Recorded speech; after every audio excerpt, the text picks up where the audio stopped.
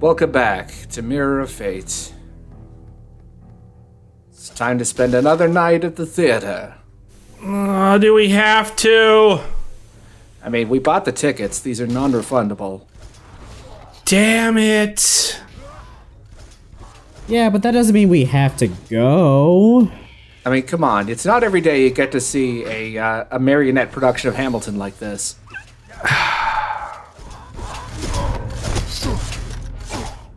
It's just not as good as Avenue Q.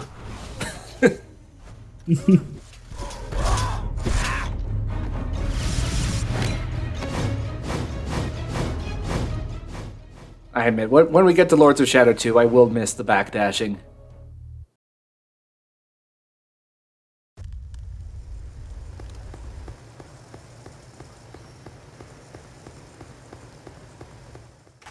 Alright, I mean, I have to admit the scenery's not bad in this part. Yeah, this looks pretty nice. Oh, hello. Yep. So, remember that massive Skaven monstrosity that the Night Watchman turned into at the end of Simon's Boss? Oh, this is he. Yeah, this is the Reaver. Ah. It is kind of neat that there is the continuity between these two romps through the castle. Unfortunately, this is also the worst boss in the game by far. And it doesn't help at all that pretty much the only sub-weapon you have, which is the bat projectiles, the Reaver is completely immune to them. As you saw there, he eats them. Yeah, I was gonna say, I don't think feeding is helping you. No. At least he doesn't, like, regain health or anything cool like that. That would have been awful. Yeah, that would have sucked. I mean, he has little skunk babies. It's really weirding me out that they're on a different plane than you two are. Alright, Alucard, just remember, if one of those babies hits you, you've got to, you gotta sit in a bathtub of tomato juice for at least 12 hours. Oh. Really? Really? They're just gonna stand there and take it, huh? Is you just gonna turn around? Oh. What? He's stretching his polygon model.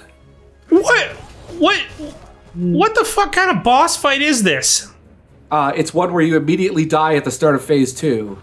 What was the point of that? Well, here's the thing.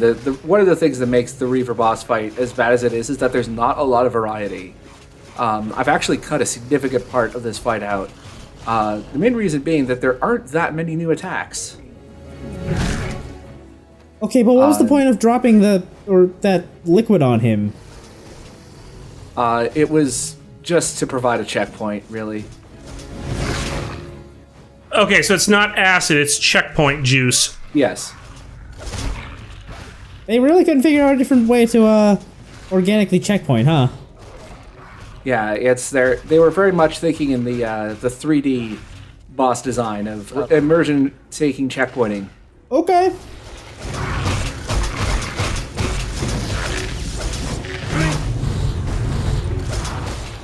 It's really weirding me out when you like dash through it and you end up way further behind it than it looks like you should be. Yeah, it's also very disorienting to play.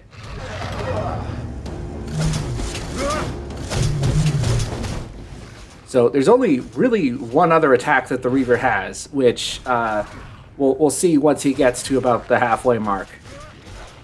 This isn't the halfway mark? Well, look at his health bar. Yeah, no, this is more than the halfway mark. Okay, this is like the 2/3 mark.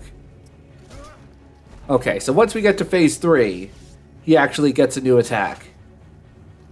Oh, good, because, so far this is so monotonous that time ceases to exist.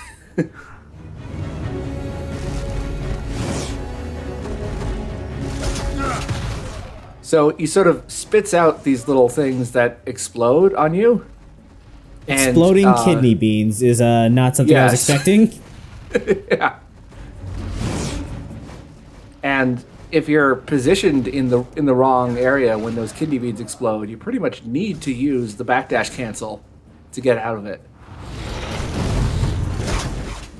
Yeah, this is my least favorite boss in the game for a reason. Also, it's just incredibly monotonous. You don't say. I have no words. Now imagine doing this as part of a boss rush. I mean, to be fair, I just noticed he's healing when he turns around and does that. I never noticed that either when I was recording it, because I. It might be just for that last one, but he was definitely healing.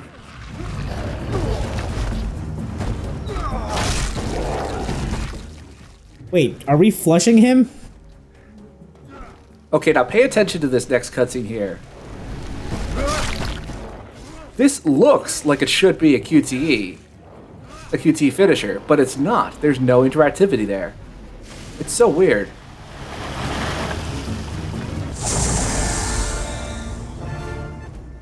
Like, I'm not complaining it's not a QTE, it's just, it seems strange, like it's a very deliberate camera placement.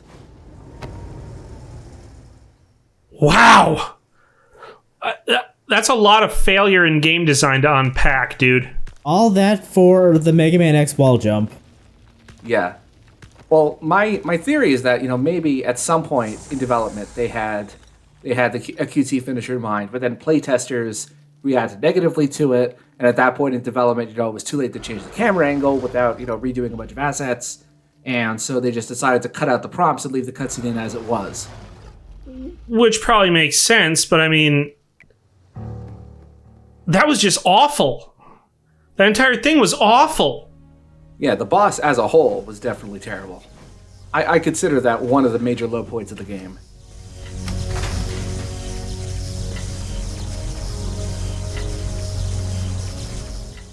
So it's only uphill from here. Oh, please be a clock tower level. This will be the clock tower level once we have the appropriate power. Not quite yet, though. So, question. Does your Shadow Claws thing only work on walls that have, like, scratch marks, or...? Yes. That's kind of lame, actually. Exactly. Thank you. Yes. Yeah, good note. Now, like to offer you guys some design notes here. Eat, shit, and die. That's good, but maybe can you parse it down to 3 words instead of 4?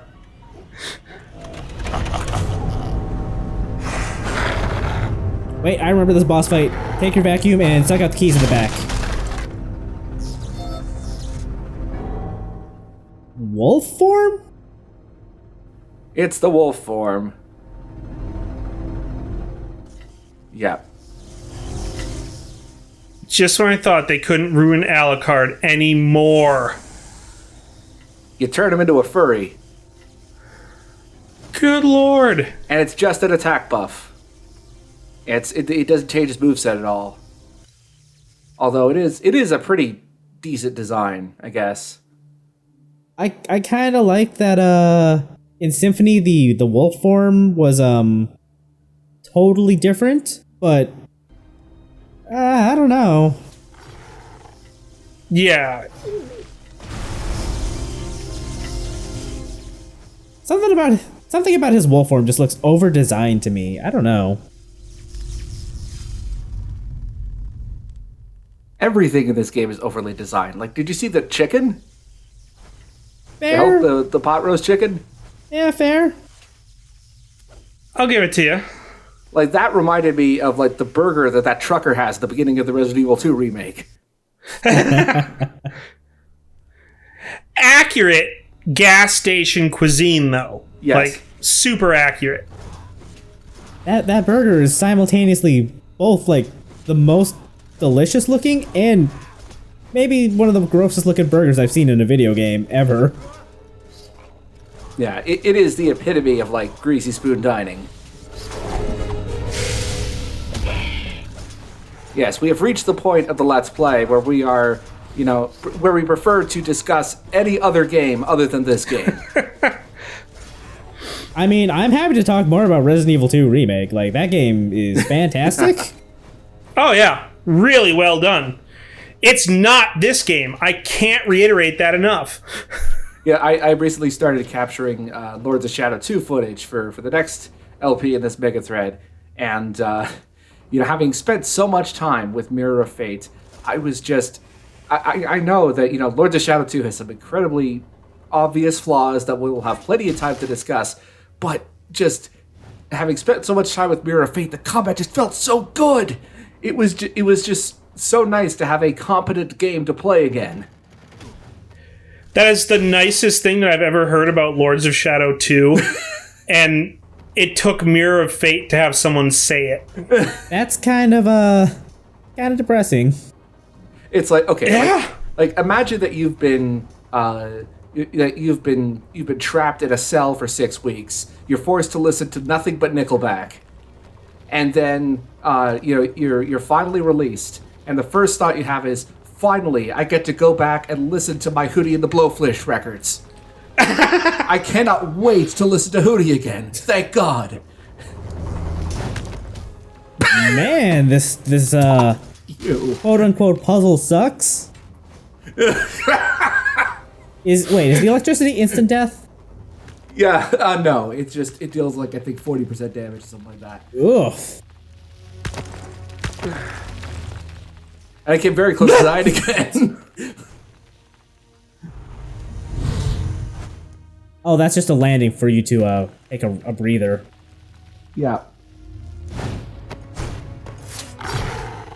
Thankfully, when these wolf doors open, I died again. Thankfully, when these wolf doors open, it automatically activates wolf form, so that you don't have to manually activate. You don't have to manually activate it to open the door, which is a surprisingly decent touch. I don't understand why why wolf form was the key for those doors. It's I guess that's more of like a Metroid style design, where you can only open a door with a certain type of beam. I guess. Which I guess I should point out that this wing of the Mercury Steam team went on to make the fairly decent Metroid Samus Returns on the 3DS. Oh right, Really? that was Mercury Steam. Yeah. I remember having reservations about that because I hadn't heard very good things about Lords of Shadow. So, they eventually learned from their mistakes. For a second there, I thought you were going to say they made Other M. No, that was Yoshio Sakamoto with Team Ninja commissioned. That was done by the guys at Koei Tecmo, I think, under Sakamoto's direction. Yeah, that was like three or four different studios. Like It was a hell-mel of development. Yeah. By all accounts, though, I think Sakamoto's the one mostly at fault for how Other M turned out. And speaking of developers being at fault for how games turned out, when we get to Lords of Shadow 2, we'll have a lot of discussion about that game's development because, we'll cross that bridge when we get to it. So that's not like a morph ball track up top, is it? No. Okay, because Thank God. It looked like the spider ball. What are you doing? I'm trying to jump up to that ridge there when this is actually a combat cross climb. Normally, when you do that, you just jump off or just don't do anything. Also, there's the fall damage. Quality game. Yep. I was gonna say I didn't realize this was a Knuckles portion of Sonic 06. Yeah, this is Mirror of Fate and Knuckles. How about something good for a change? It's the stopwatch. Woohoo! Unfortunately, this game also breaks one of the cardinal sins of Metroidvania design, which is that the puzzle immediately across from where you get an item has to use a different item to get to it.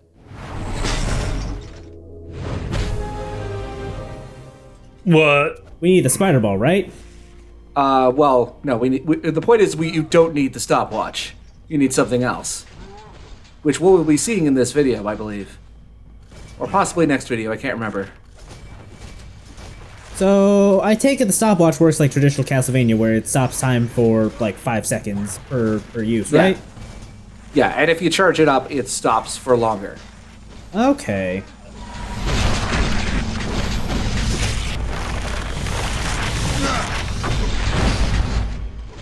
It's really useful against those the hunchback phalanx enemies. Yeah, I can see that.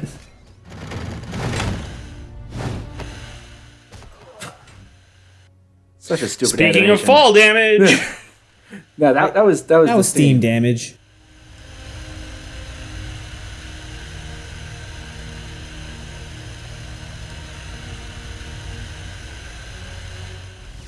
Huh. Yeah, we'll be learning a lot more about the toy maker in Lords of Shadow 2.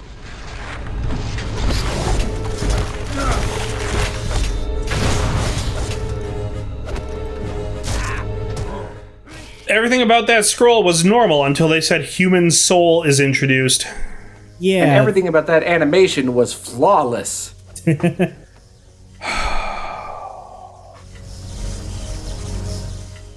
Well, now that we have the stopwatch, we can go through the clock tower level. Oh.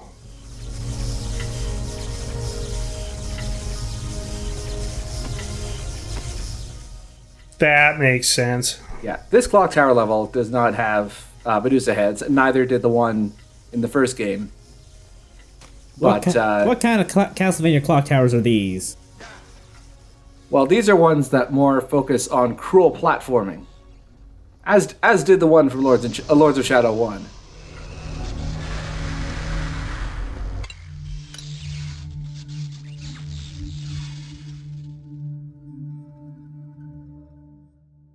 Never give up until they have a new corpse to add to the soup. Do you think they use the explosive kidney beans in their soup, or? Oh yeah, obviously. I mean, these are the Lords of Shadow lunch ladies.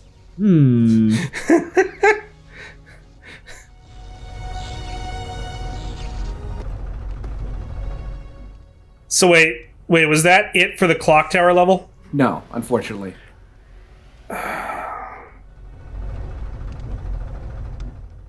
Hello, textures.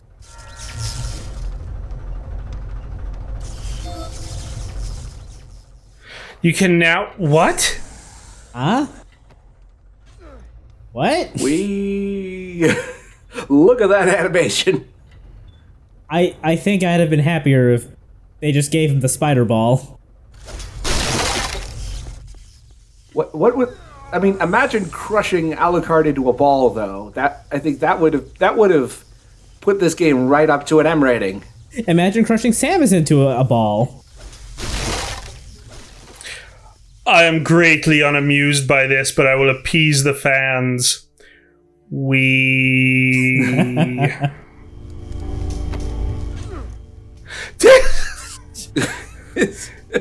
Everything about that just looks so wrong. Just awful. Just awful. I think it speaks for itself. I actually did find one interesting quirk about the magnetic rail that we'll get back to. By the way, that glass stained relief there, that's the toy maker. I kind of like it, actually. Yeah, I like his design. Nothing like stealing your art direction from Psychonauts. Now that I think about it, yeah, he definitely would not be out of place as a counselor at Raz's summer camp at Psychonauts. Or really in any Tim Schafer game. Yeah, I could see him having a place in Brutal Legend.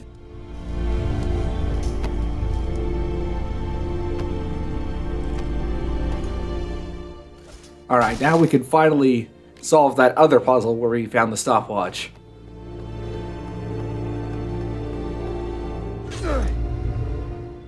It's really weird to me that the magnet rails have a... I guess, arrows pointing in specific directions? Even though that means absolutely nothing? Yeah, that is not exactly intuitive design there.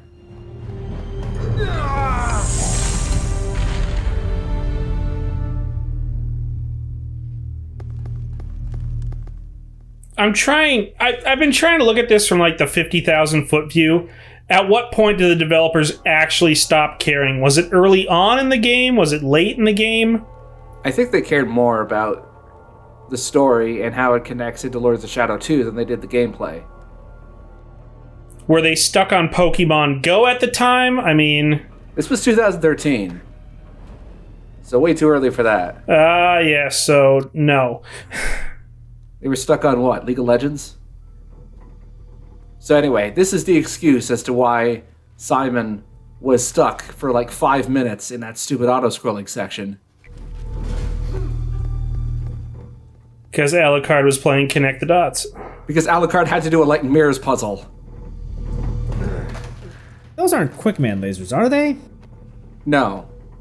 Okay, good. They don't kill you on touch. Yeah. I would have been so happy. I mean, that would be mildly appropriate with the stopwatch. See, here's the thing. If they had circus music, you could hear it playing in the background. And then it would just serve you to annoy you as further motivation to finish the puzzle. It would have been perfect.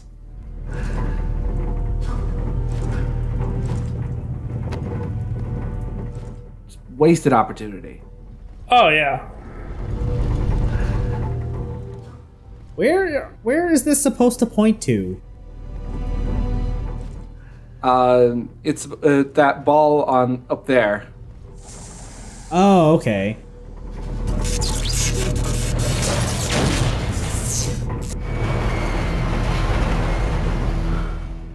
Hey, Simon, I hope that didn't take too long. Oh, it did, huh? Sorry about that. Calves are positively killing him.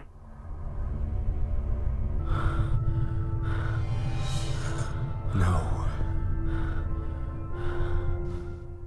Did that no really need two O's? Don't come any closer.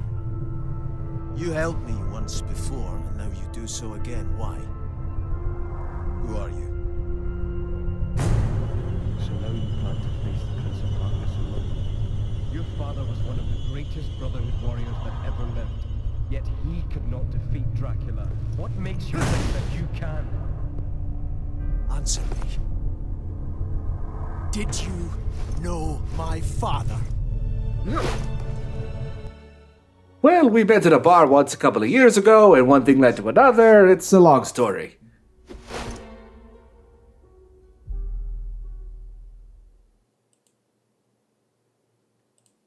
And so we end one episode where we left another, just from a different perspective. All the perspectives suck. Yep, I know. I'm sorry, but trust me, this is better than having to go through the terrible recap that Lords of Shadow 2 puts you through instead. Oh my god. I'm kind of amazed that this is better, actually.